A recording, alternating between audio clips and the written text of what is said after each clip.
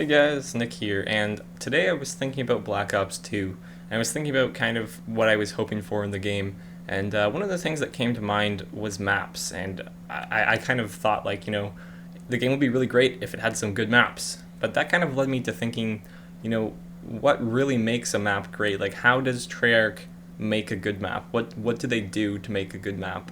So I kind of sat down and I thought of the maps that I have enjoyed from the previous Call of Duties and kind of why I have enjoyed them. And really, not a lot of Modern Warfare 3 maps came to mind. I think that with Modern Warfare 3, they tried to make too much gun on gun, and it led a lot to these really clustered maps that, it feels like there's just people everywhere constantly and you're getting shot from so many different directions. So I wouldn't really base any maps off of Modern Warfare 3 maps, or I would hope that a lot of Black Ops 2 maps are significantly different from these, and the design is quite different. But I was just kind of thinking, like, what are the characteristics of a great map? Is it simply the size? Not really. Like, I know a lot of big maps that are really awesome, and I know a lot of small maps that are really bad, and small maps that are good, so it's not really the size of the map. I think it's more the design and how the map ends up playing, where the spawns are, and that sort of thing. I think what really makes a good map is a map that has a lot of thought put into it, where they spend a lot of time on the map and they actually play the map, they try it out, and they see what works. And Treyarch maps, generally, they're not horrible. Like, they don't have many spawn issues, but they're generally pretty bland color-wise. Like, they haven't really been very good at putting good colors into maps.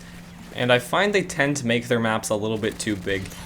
This was a huge issue in World at War. Like, the maps were all just ridiculously big, and this only really worked for war, where the flags changed all the time, so like, the concentration of the gunfights moved around a lot. So it kind of worked in World at War, but some of the maps, like when you're playing Team Deathmatch, there were a few maps where it was just ridiculous. The maps were way too big and it was really boring because you couldn't find anybody.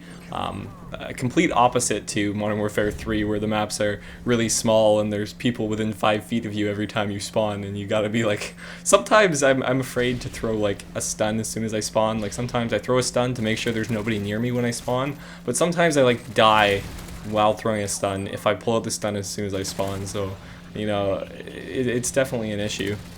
So I was thinking of some good maps from the previous Call of Duties. So I went to a list of Call of Duty 4 maps and I was looking through them, and I definitely enjoyed playing Backlot and Ambush. I think those were probably two of the best designed maps in Call of Duty 4 because, the size was right, it wasn't too big, they weren't too small.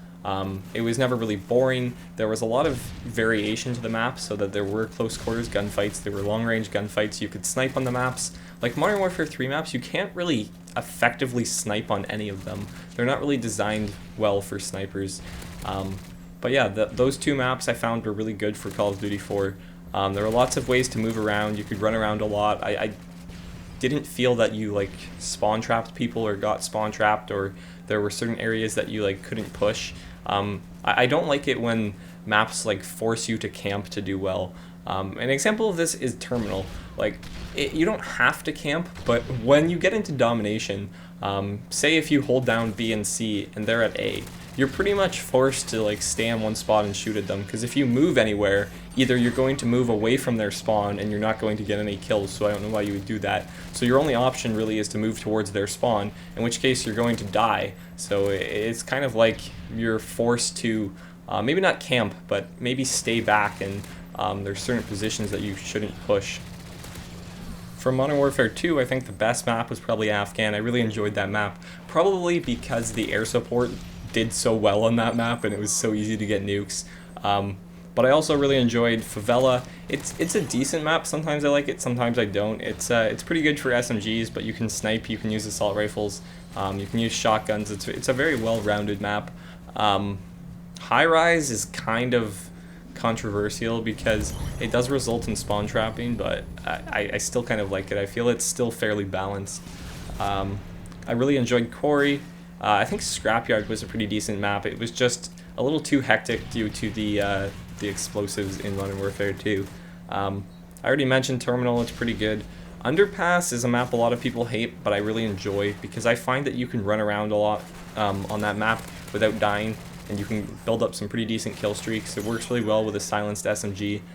So I actually really enjoy Underpass. From Black Ops though, the maps that a lot of people enjoyed were Firing Range. Firing Range was probably one of the most popular maps next to Nuketown, and I don't really get why maps like Nuketown are so popular. Like, I kind of understand the reasoning behind it. Like, it's small and you get lots of kills and it's kind of fun. Like, you know, Nuketown, Shipment, and Dome, they're all kind of similar, only I hate Dome. I really hate Dome. I didn't really mind Shipment or Nuketown, but I absolutely hate Dome.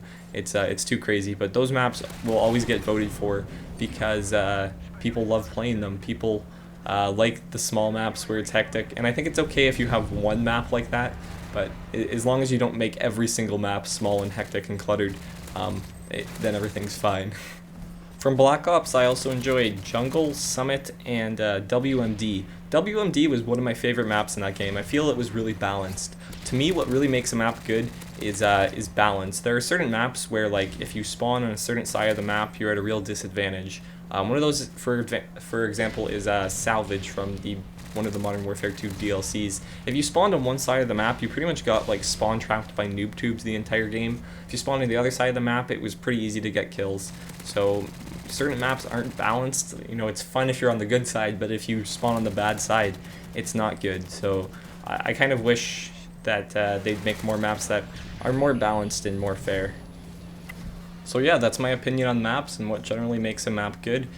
Please leave a comment below telling me what you think makes a map good and which maps from the previous Call of Duties you enjoyed the most and you feel were the most fun to play on, the most balanced, and that sort of thing.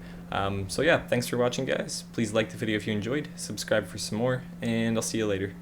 Bye.